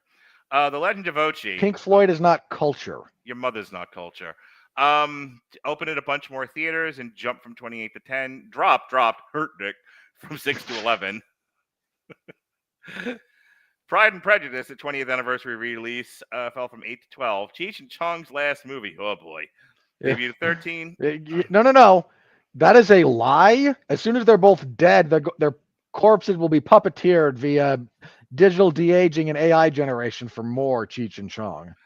On Swift Horses, debuted at 14. Happy Gilmore was re-released. Good God, why? That was number 21. They're doing a sequel. Why are we re-releasing? I know. Raising the Bar, the Alma Richards story, debuted at 26. Ya Dang the Snitch, 27. Zhong Li, 29. Drop Dead City, 33. Magic Farm, 36. A Normal Family, 37. 8.5 re-release, 39. Blue Sun Palace, 42. The Trouble with Jessica is She's a Narcissist, at 44. April. That sounds like 47. projection. Just a little. With Nail and I, debuted at 50. Neighborhood Watch, 53. And for fuck's sake, that was the weekend that was. All right, since we haven't done this in a while, worldwide, Ninja 2 is still at 1 billion. 1.98 billion. Yep. The Chinese love it. Minecraft is a number 2 at 815, and then we half that. Minecraft might not hit the billion. Yeah, slowing down, and we got Thunderbolts next week. More on that in a moment. So Captain America petered out at 1414, and that is now available to stream. Snow White, it made it to 200, Robert. Hooray! And in 2 more weeks, Sinners will surpass it. Yeah. I saw the woman that they were going to get for Tangled. Oof. Boy, am I glad I live in the universe where that got stopped. How can you do that over and over again? How can you be that stupid? Yeah, I know. I just, ugh. And, I mean, like, I'm not, like, offended. I'm not going to act like the people I made fun of were like, oh, my God, Rapunzel was such an amazing story to me. It was part of my youth, and how dare you? My youth is not those people. But I don't know. I feel like at some point you're doing it just to do it. Yeah. Rather than because it's actually like, you know, when they did The Little Mermaid as a black girl who could sing, I was like, all right, I can buy this, especially because you're doing a Caribbean style. What were we going to do with Tangle? Set it in fucking Haiti? Where were they? Why? Why are we doing this? Anyway, Sinners is at 163. Dogman still in the top 10 from February at 143. Bridget Jones, Mad About the Boy, which I just reviewed, 134. Mickey 17. My God, still in the top 10 despite doing miserably. It's been terrible, Mark. This is a terrible year. God, the year is so bad. How bad is it? A Working Man at 89 million is still in the top 10. There were years prior to 2020 where if you made 89 million, you were only in the top 10 the first week of January, and then never again. Yep. Good God. Some other ones. We've got The Monkey at 68. We like The Monkey. Flight Risk at 44. Here are the movies currently doing worse than Star Wars Episode 3 from 20 years ago. The Black re-release Bag. of Revenge of the Sith. Black Bag, The Accountant 2, Companion, Wolfman, Novocaine, Hard Eyes, Drop, Warfare, Last Breath, Mobile Suit Gundam, The Beginning, Woman in the Yard, Until Dawn, Love Hurts, Love Bites, Love Breathes, She's Bringing Me Down on Me, Death of a Unicorn, and I don't want to read anymore. The Mark Radlich story. Yes. So next week is Thunderbolts. Not a whole lot else going on in the theater. That's competitive with it? I need to say something about Thunderbolts because the last push has come from the marketing. Yeah. Right.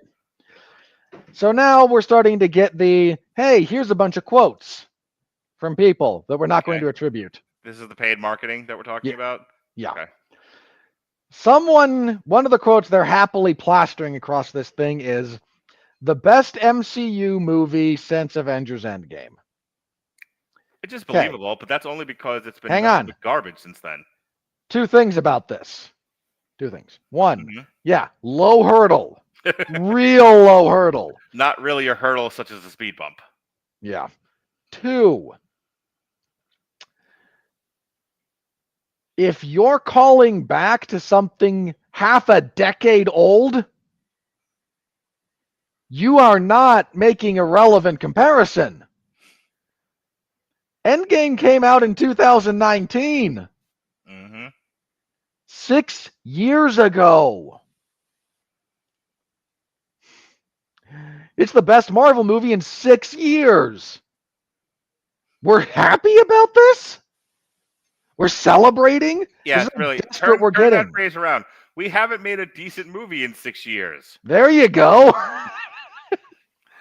Be careful what you say, people. Golly. There's a reason why there's that phrase in law that says what you say can and will be used against you in a court of law. Indeed. So anyway, it has no hope. Sorry, I got distracted because somebody commented on my review from last night with Jesse, where I was comparing Cleaner and G20. Anyway, Thunderbolts has no competition in traditional theater for its week. It's also not going to do very well. Like the tracking numbers on it are not like the abysmal worst you've ever seen, but they're not like great.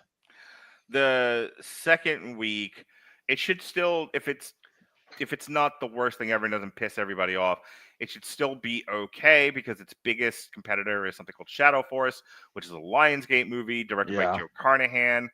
And I've been seeing trailers for it. There's an A24 movie called Friendship, which looks fun, but it's a whole other crowd than anyone that would go see. Wildly different. Wildly. And then after that, there's nothing. There's a lot of streaming stuff. The following week, you've got Final Destination Bloodlines. That might cut into it a little bit, but that will probably unseat it.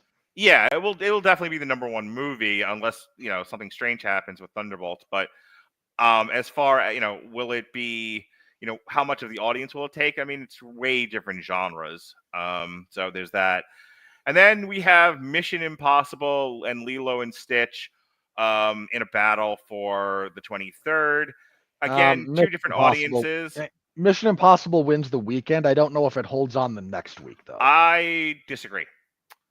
Because the buzz I'm hearing is that Lilo and Stitch is beloved and untouched by the decrepit hands of the Disney zombie. That the live action movie is actually a faithful adaptation and the cartoon is beloved. And so till they decide that the older sister's in a lesbian relationship. Stop it. Stop. Listen to my argument and give it a full-throated or a full listen. There is no buzz on this that they went into the direction, of the last couple of princess movies with it. So already there's positive buzz. My second piece of evidence, Your Honor, would be Mufasa was a pile of garbage, but somehow people went to go see it, and it was one of the more successful movies of last year. I blame China for that. It takes so little, so precious little for people to. It's so funny because Disney will break your heart. Disney will sleep with you and then leave the next morning with your car and your wallet. But the minute Disney comes back with flowers and chocolate and says, "Baby, I'm sorry. You can blame it all on me. I was wrong and I just can't live without you," they take Disney back. They take them back every time. Disney can sleep with you, give you a venereal disease. Okay? Disney can sleep with your mother. But when you come back and say, "I'm sorry, baby, I'm sorry, I'm Disney, and I was wrong. I'm so sorry. Please take me back." And people go, "I forgive you. I've forgotten your past transgressions, and I accept you back into my life." And then Disney walks right into your kitchen, throws grease from the hamburgers you were making everywhere, and sets your kitchen on fire, and walks out again. And you're like, "Why do you keep doing this to me, Disney? Why?" And Because then people are stupid enough to enable the cycle. And then Disney comes back and says, "I'm sorry, I can't help my animal nature," which is the thing you fell in love with before in the first place. So they do that like 3 times. And then the 4th time when they come back, they like give you a car. Yeah. It is people's relationship with Disney is some of the most toxic shit I've ever seen. It's terrible. It's absolutely terrible. So all Disney has to do is, give you a wink, slick its hair back, give you a little kiss on the cheek, and go, "Baby, I'm sorry." And the panties come off, and we let Disney back in again. That's it. Happens every time. First of all, speak for yourself. But all right. Well, I don't speak to you at all. My point is, we know you're a Disney household, Mark. We all understand. It's not me, sir. I just speak for the trees. It takes so little for the people to take Disney back, and if you want evidence of that, just look at Mufasa. Yeah. So, did they come into your house and give you a venereal disease and steal your wallet? Yes, Snow White. But now they're back, and as long, and this is I'll go with your thing. Now they're back with a car. I bought you a car. I bought you this house. But I don't want to live with you anymore, Toby. You are sad. Wait, now I'm doing a West Wing. So anyway, Lilo and Stitch wins that weekend, because here's the other thing. If you'll remember, we thought Mission Impossible Final Dead Reckoning Part 1 was going to be $1 billion, and it way underperformed. I think people will go see it. I think it'll make money, but I think people are like my daughter, who, when she went on a rant a few months ago about sequels, the first one she thought of was Mission Impossible. She like flipped the table over, kicked a dog and was like, "What the fuck with all these sequels? Did we need 8 Mission Impossible movies?" And then she did like this with a cigarette. It was weird. My point is, I think people are more like Lily than not with Mission Impossible going, "Did we really need 8 of these? How many more times are we going to throw Tom Cruise off an airplane?" I think there's a reason we haven't had another Fast and Furious movie in like a long time. I think franchise fatigue is real. I was going to say, 2023, right? Was the last one? Was the one with Jason Momoa? 22 or 23, I don't remember. Well, I feel like the one with John Cena was 9. So then they do them every other year. So I think the last one was 2023. Tell you what, I will look that up. All right. Well, you do that. I will continue to make weird relationship analogies. And then And then we get to the end of May, and we are at Karate Kid Legends, which has no competition to speak of. So, okay, yeah, you're right. Fast X was 23. So what does that mean for Thunderbolts? I think Thunderbolts will be the number 1 movie the first and second week, and by the third week it gets, as you said, replaced by Final Destination. And then I don't know that it even holds the second. And then I think Lilo and Stitch is definitely the number 1 of its weekend, probably number 1 the second weekend. It'll be Karate Kid.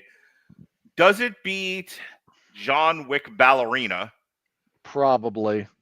And then it gets unseated by How to Train Your Dragon, which then gets unseated by Ilio. Actually, let me ask you about that. Let's see how you feel about it. All right. So, DreamWorks / Universal hasn't upset people at all. This is doing it. Okay, so I know that they didn't do some proper casting with somebody, but it doesn't look as nearly as bad as what Disney has done. So, break it down for me in 50 words or less. Okay, here's why this one's annoying people. Okay. All they're doing is basically a shot-for-shot remake of the animated movie. That's what it looks like. At which point, all you're doing is pissing off everyone who made the animated movie because what? This isn't good enough for you? So here's the thing. You're talking about the people who worked on the movie, but if you're talking about the normies who go see movies, are they being annoyed by this in some way? A little bit. The trailers have not been like... You look at that, and I've seen this more than once. Somebody sees the trailer and goes, I don't know why I would see this over rewatching the animated movie. Like, there's no reason for it. Now, it's still going to do fine. So when I say this is starting to annoy people, it's more emblematic of a lot of these remakes. Like, why? Why? I think Chris Gore was comparing How to Train Your Dragon live action to the Pixar movie Ilio, and I think he was like, Ilio is giving off gay vibes. It seems weird. This feels like another Strange World, and people are going to reject it. Except that, again, people are willing to take back Pixar if you just give them what they want. Well, and to their credit, Inside Out 2. Pixar is... Here's the thing with Disney and Pixar. Like you said, they have infinite chances. Infinite. Mm-hmm. That doesn't translate to infinite success. If he's right and Elio does go a little bit weird and do the Strange World thing, it'll get rejected like Strange World did. I don't care that it's Pixar. So they're in a week. They were going head to head. They moved How to Train Your Dragon back a week, or Ilio up a week. I don't remember which one it was, but they're separated by a week now. And the question I have, and then we're going to move on from this, is who wins the fight, Ilio or How to Train Your Dragon? Whoever comes out first loses the second week. So How to Train Your Dragon comes out first, so it loses to Ilio. Who do you think makes more money by the end of the year? I guess was the question I was asking. Yeah. That's dependent on Elio. So if Ilio isn't a Strange World. If it's not... Yeah, okay. If Elio isn't Strange World. If it's, kind of again, if it's Pixar really kind of finding form again in a lot of ways. Gosh, what if it's Coco? Yeah, then it smashes everything. Yeah, then it's the number one movie of the year, bar none. Almost. No, not bar none. Behind Avatar. Behind Avatar and the Chinese movie that's been there forever. But, like, who does better overall is dependent on the quality of Elio. How to Train Your Dragon is kind of set. It's going to do 6-ish, 100 million is my hunch. Somewhere in that range. Seems reasonable. Plus or minus 50. But by that point, the whole point of us having this discussion, by that point, Thunderbolts will be done. More than done. Beyond done. Like I It'll think... look, Thunderbolts will have petered out around the 300 million mark, and everyone will be whatever they are about it. All right, onward to Avengers Doomsday. It's Doomsday for something. Oh no, sorry, onward to Fantastic Four, which I actually do want to quick talk about that. All right. I had such high hopes for Fantastic Four. Yeah, that teaser, and then the press junkets start coming out. Robert, I spend way too much time on YouTube these days, and we are still at the point where Marvel is low hanging fruit, and I'm not saying they don't deserve some of this, but we've hit the point of we won't even give them a chance anymore. When I mean I mean like the internet review community. Now, you and I are in that community, but we're not part of that community. We are kind of... We're too small. We're kind of like the FBI agents, we're the narcs at the party. They all know it. Yeah, and it's just, hello, fellow children, get the fuck out of here. We see you.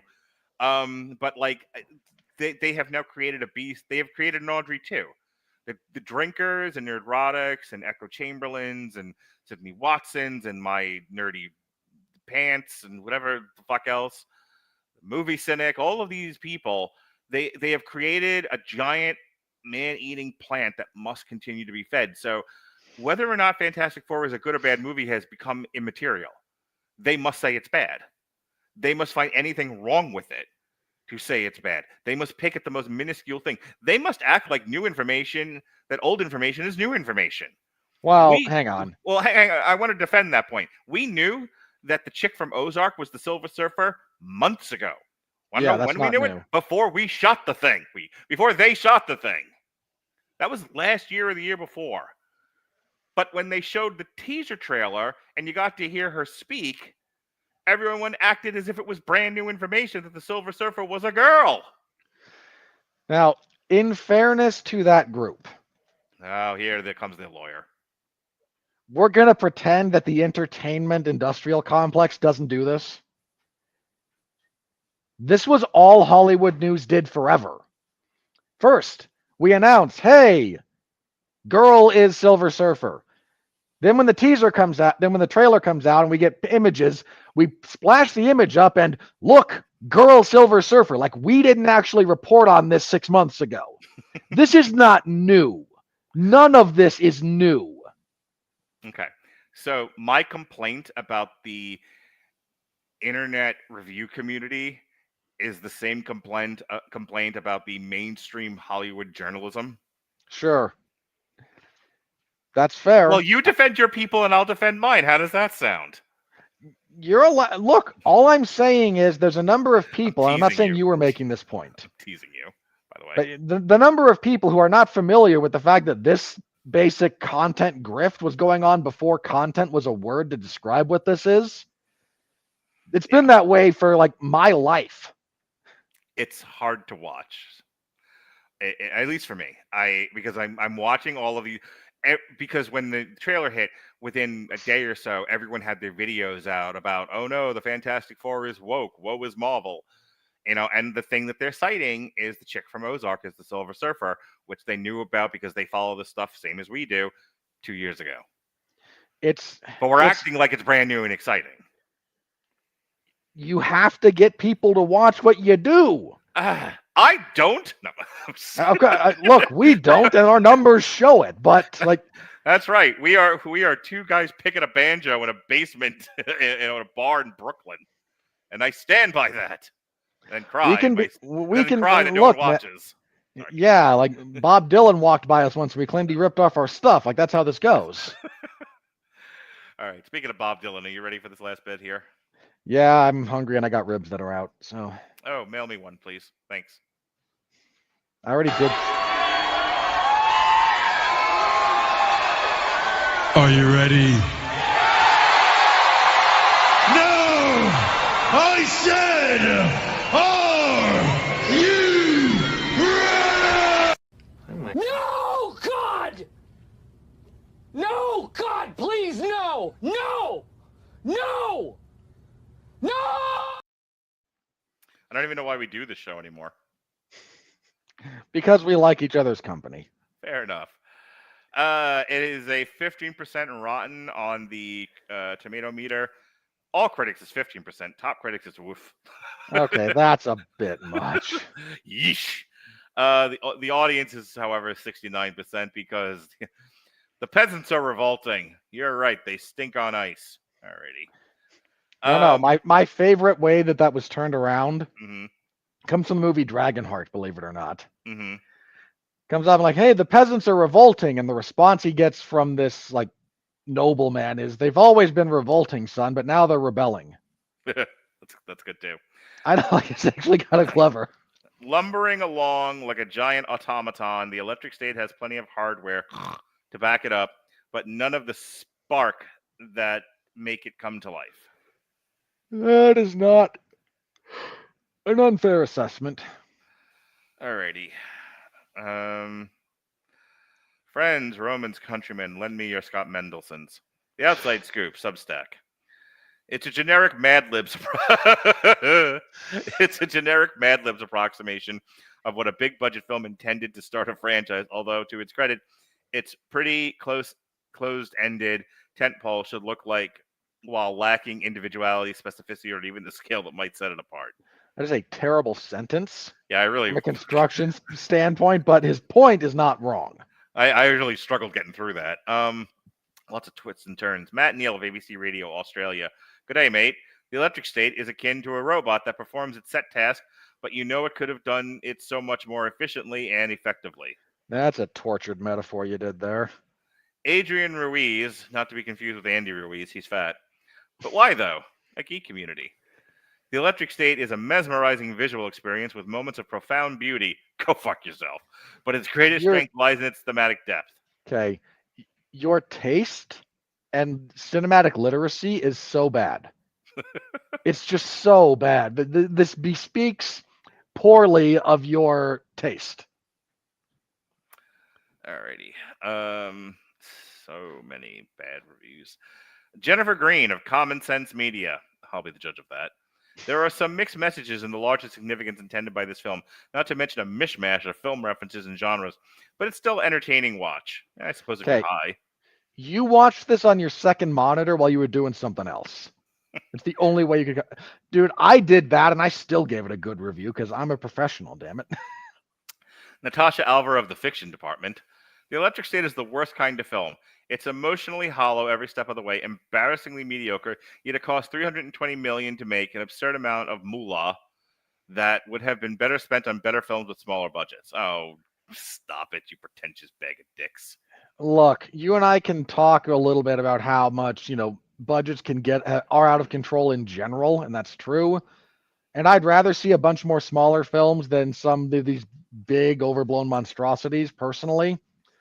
But everybody got paid. Shut up and let them do their jobs. Rachel Leichman of the Mary Sue. Mary Sue. Robin Winfrey of the Screaming Boy Podcast. What I love about The Electric State is that it's just a fun time. Oh, you had a lot of fun with this, did you? It isn't trying to be anything other than a fun look at an apocalypse film with robots. Oh, you are so bad at your job, lady. Nothing says fun like Robot Apocalypse. That is just such a bad review. Like, what they pull you out of fucking math class to write that? And Probably. I mean in high school? Oh, boy. Fix this. Rotten Tomatoes, stop making me have to do this. Boy.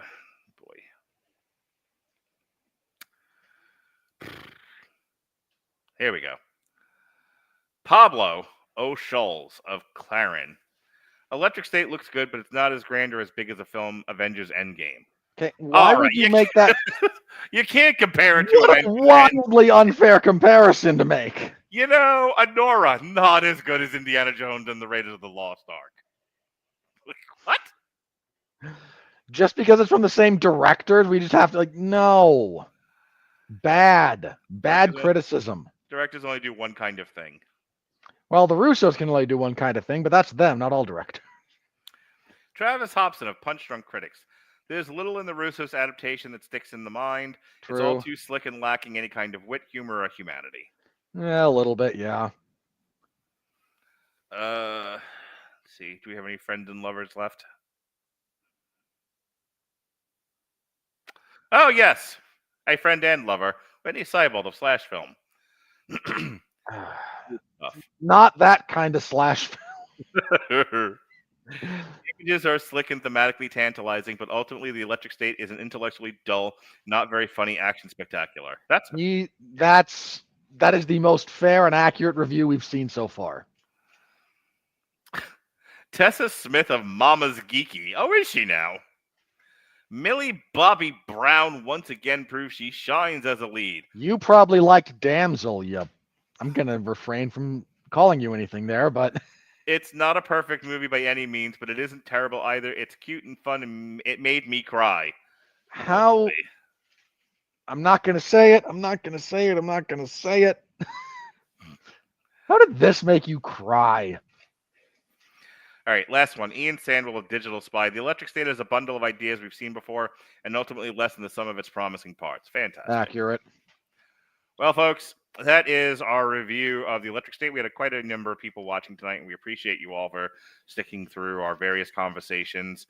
Not as contentious as our shows can be, which is good because I wasn't in the mood for contention tonight. So I want to thank Robert for not being an impossible pill tonight. Love you, brother. And that's your one for the month. Wait, it's April. The new month starts. The new month starts in a few days. I said that deliberately. Fantastic. All right.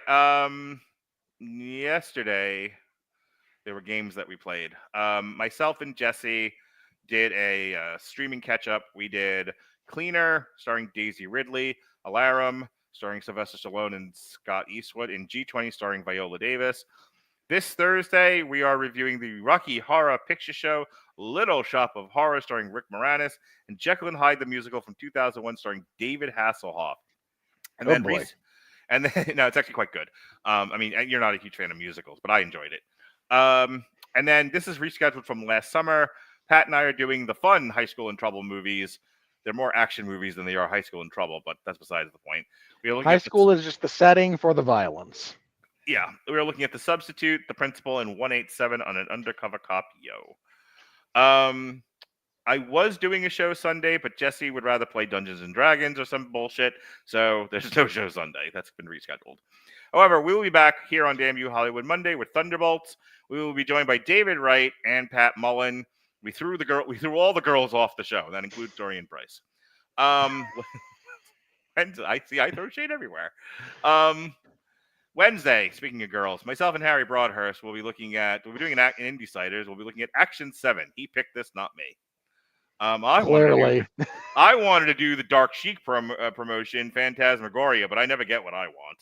Speaking of getting what I want, myself and Jason Teasley will be reviewing You, Season 5, a week from Thursday. Oh, yeah, that drops. Yeah, and that is it for the next week or so. Robert Winfrey, because I have to go to bed shortly and be up in 4 or 5 hours. For the love of Christ, my good man, please show us where you pissed from. Well, because I do, in fact, love our Lord and Savior, I will honor your request. Thank you, sir. I cover mixed martial arts and professional wrestling over at 411mania.com. I cover WWE SmackDown on Friday, UFC on ESPN 66 on Saturday, and I almost forgot that I agreed to cover TNA Rebellion on Sunday. That was a close call, but wow. But I remembered in time, so nothing was missed. No one would know if I didn't say anything, but I'm honest to a fault. So you can find all my written reports for that stuff in the MMA and wrestling zones at 411mania.com. Go give them a read if you're so inclined.